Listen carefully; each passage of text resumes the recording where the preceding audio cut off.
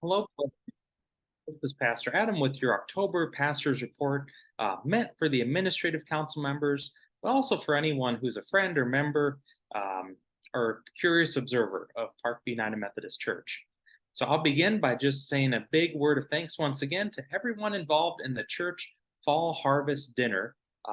Anything that you've done, whether it be helping to make the corn back in August, to bring in a jar of pickles, to actually working at the event, you were a part of the success of that annual ministry and outreach that we offer. Especially good work, Georgina and Lynn Steinmetz, who are our official leaders, coordinators of the event. And I will say, just from someone who was at the door kind of greeting people as they came in from the parking lot, whether they stayed for just a few minutes to get their piece of pie and then their carryout order, or they stayed for like 2 hours, which some people did, eating inside and just being a fellowship. You could tell everyone felt welcomed. They felt the warmth of the church. And as we talked about in worship before the fall dinner, I really do think they felt uh, that presence of God's peace and grace and abundance um, being made manifest and being made real to them through your hospitality and your sense of welcome and the hard work you put in so that they could enjoy an event like that. So I really just am so um, proud to be a part of this church that offers such a great ministry and outreach each year, and just to celebrate another successful fall dinner um, just a few weeks ago. Been a busy couple weeks with, of course, fall dinner, but also had a couple of continuing education, other ministry retreats and meetings that I went to. Being married to Lori, who's an ELCA Lutheran, I get to go to some of the events from the Northwest Wisconsin Synod. So I attended with her the fall ministry retreat they have up at Heartwood, which is a like resort retreat center up near Trago. And their speaker for their 3-day event back in September was Vance Black Fox, who is the ELCA Director for Indigenous Ministries and Tribal Relations. Very interesting guy. He offered the opening worship sermon and then a day of learning on Monday. Just really kind of a neat person. Came out from Texas, but works all throughout the U.S. With ELCA congregations and pastors and synods. And then a few weeks later, just this past week, was the annual School for Ministry, which is a required continuing education for all Wisconsin clergy to attend. We're supposed to have Reverend Rob Bell, who's I forget his title, but he's with the Upper Room Ministries, which a lot of you know Upper Room through the devotional we get, courtesy of the United Women in Faith that pay for that and subscribe to that for us. But he couldn't make it. He had a family emergency. So one of his colleagues from the Upper Room, Reverend Dr. Amy Steele, who is look at my notes here, the Upper Room Ministries Director of Program and Dean of the Chapel, was able to come and join us and offer some of his contributions and work, but also some of her own um, expertise. And the main topic was around like reconnecting, regrowing, re-innovating, just kind of like how do you as a pastor come out of the um, craziness of the pandemic and season of disaffiliation and denomination and just the challenges of ministry, and how do you have that resiliency to keep going as not only a pastor but also just a follower of Christ and a child of God. So it actually was a really interesting discussion of the intersection of mental health and spirituality and professional ministry, um, kind of capped off with a 30-minute time of journaling. And yeah, it was just is really good. And it always is for the School for Ministry. But just really appreciative of the way that God shows up in the midst of those. Uh, I'll show you at the end of this video, so you got to stick around, some of the pictures from Fall Ministry Retreat and School for Ministry, showing how much Peter was a big hit at those events. Since Lori came to mine and I came to her thing, so of course Peter came with both of us. October, so the month coming up here, is going to be a busy month of preparing for a church charge conference. Remember, last year we actually had church charge conference. I think, well, it's already done. It was like October 2nd. We had it really early because of Peter's imminent arrival and me going on paternity leave. This year we got a lot more breathing room. We're not until November 22nd when DS Peace will come up here and preside over that meeting. But this is a good month for us to kind of get a lot of our ducks in a row, if you will, administratively, for some of the reports that we have to do for financial and trustees and nominations and the budget, all that kind of stuff. Um, so I'll just highlight something that um, has been almost already taken care of. There's just a little bit more discernment that some folks are having, and that is our nominations for new church leaders. So we have a couple of dedicated church leaders who are stepping out of positions they've been in for a while. Dennis Semke as treasurer, Tom Becker as SPRC chair, Staff Parish Relations Committee chair, Jeff Outcalled as finance chair, Jeff Hoffman as trustee chair, and then some new folks stepping into those positions. So Chuck Thompson has been nominated and has accepted that nomination to be the finance chair. Diane Hoffman nominated and accepted the nomination to be the treasurer, which means as the financial secretary, she'll be vacating that position. And Luann Outcalled, Luann, I think you're still discerning, but it sounds like you're pretty close to saying yes to that, to being the new finance secretary. And then Tom Becker is actively discerning, and it also sounds like kind of heading toward yes to be the new trustee chair. So I appreciate all of you who have already said yes to your nomination and those who are still considering. The church conference on November 22nd is when we officially vote on those folks. So that's not set in stone, but that is the hope, is that they would all accept their nominations that the nomination committee and I have come up with, which the nomination committee is Sarah Heinz as our lay leader, Wayne Gronke as our lay member to annual conference, Kathy Zemke as our membership secretary, and then Jeff Outcall, kind of the class of 2024 member at large, whatever you want to call him, just really helpful person to have on that committee. The five of us come up with the nominations. Got my monitor here. It looks like Peter's starting to wake up, but he's not sad yet, so I'll finish this up. So if you have any input or any thoughts, talk to one of our nomination committee members or myself about that.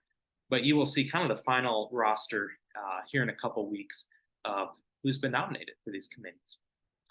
The other reports are fairly consistent with previous years, like parsonage checklist, the financial audit and accountability, all that kind of stuff.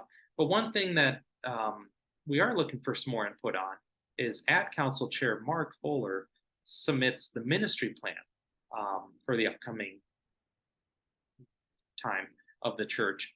And he's already got a great draft ready to go. But I asked him if he'd be okay with us kind of sharing that as an ad council and then with the wider church as we kind of craft that and think about especially what 2024 looks like. So one of the things that I'll kind of put forth would be 2024 to be that year of discerning, discovering, and deciding our next missional identity as a congregation.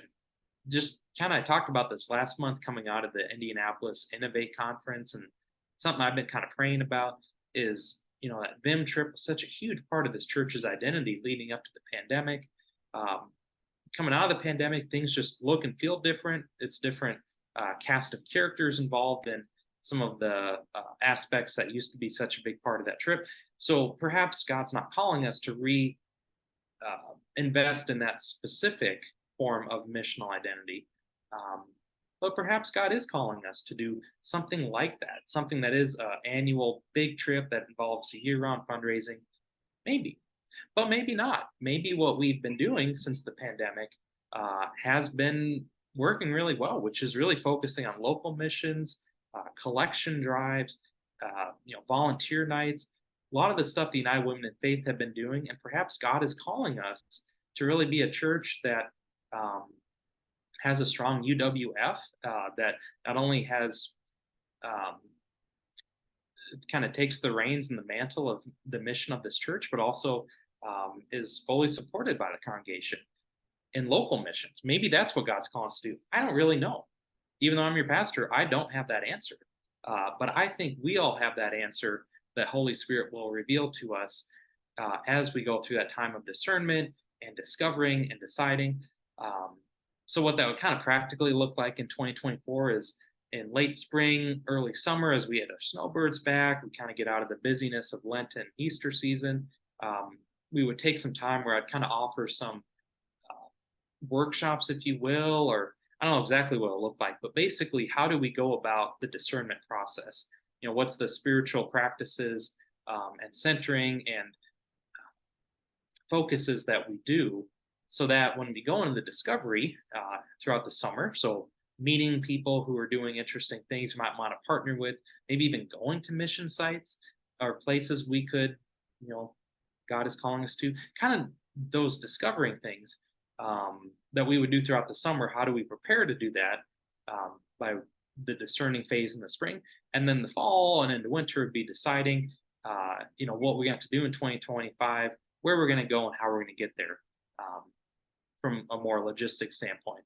Or once again, maybe we decide at the end of that season of discerning and discovering, God's calling us just to really dig in to what we have been doing and doing a lot more local mission. That could very much well be what the Holy Spirit's going to lead us to do.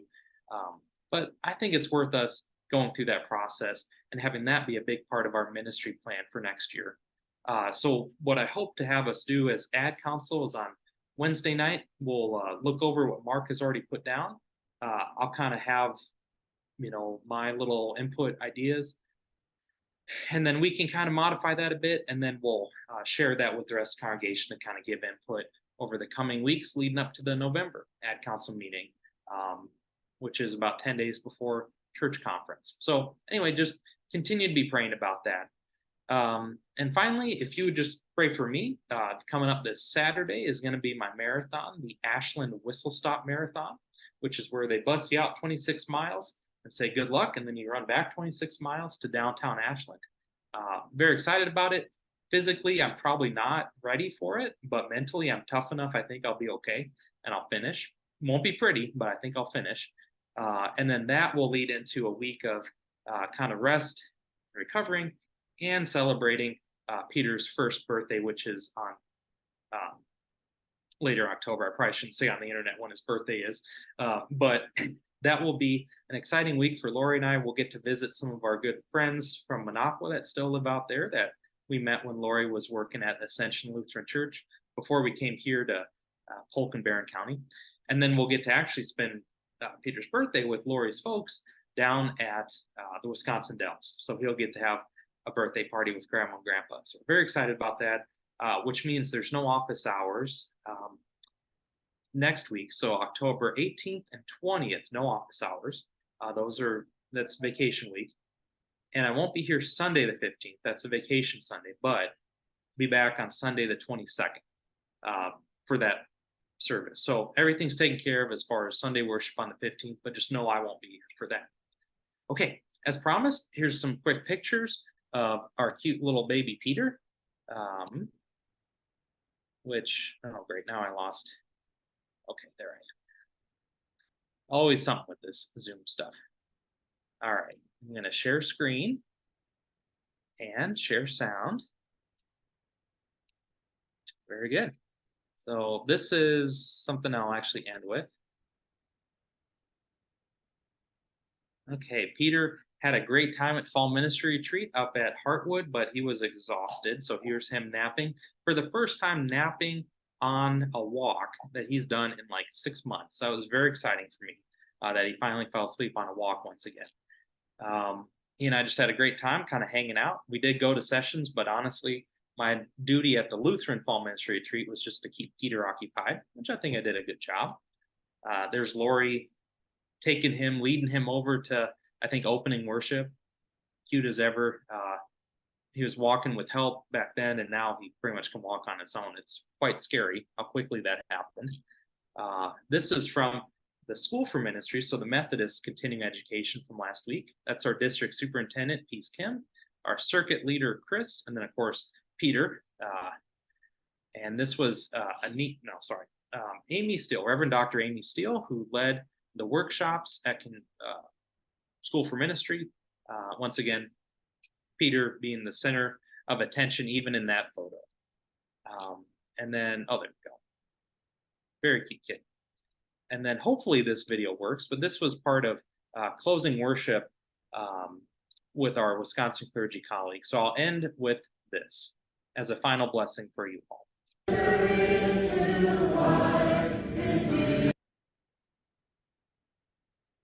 Well, maybe if I skip ahead. All right. Well, I thought that was going to work, but unfortunately, it seems like my computer internet is not working out. So I just offer you this blessing as we go forth in the busy church conference season, and also just a season of transition. Going from the busyness of summer to the stillness of winter, a lot going on this month. So know that whether you are at rest or at work, whether you are out in the world or in your home, whether you are worshiping in the church or you find fellowship and your spiritual life nourished by a time in creation on this beautiful fall weather, God is with you. May you know that and remember that, and may you share that with everyone you meet. Blessings to all of you.